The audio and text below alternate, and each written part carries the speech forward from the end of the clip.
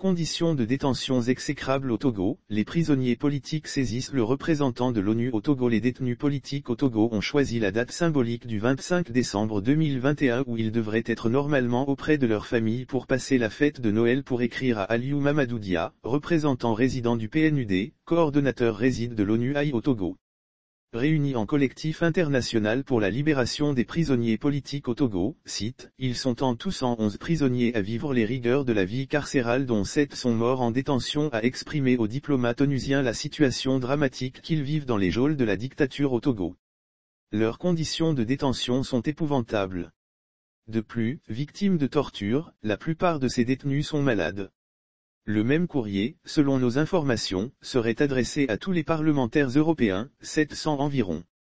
Par ce courrier, notre collectif attire votre attention sur la situation dramatique des prisonniers politiques de la dictature du président Faure Gnassingbé, dont vous trouverez la liste complète en pièces jointes.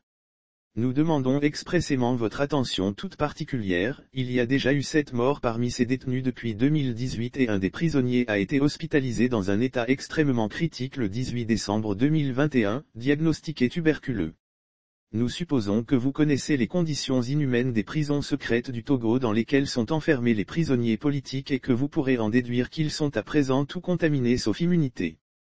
2 autres sont malades, le réfugié politique en Suisse M. Jean-Paul Oumolou, kidnappé lors de sa visite à sa famille en novembre, et M. Goma Abdulaziz, citoyen irlandais souffrant des conséquences de la torture infligée lors des interrogatoires.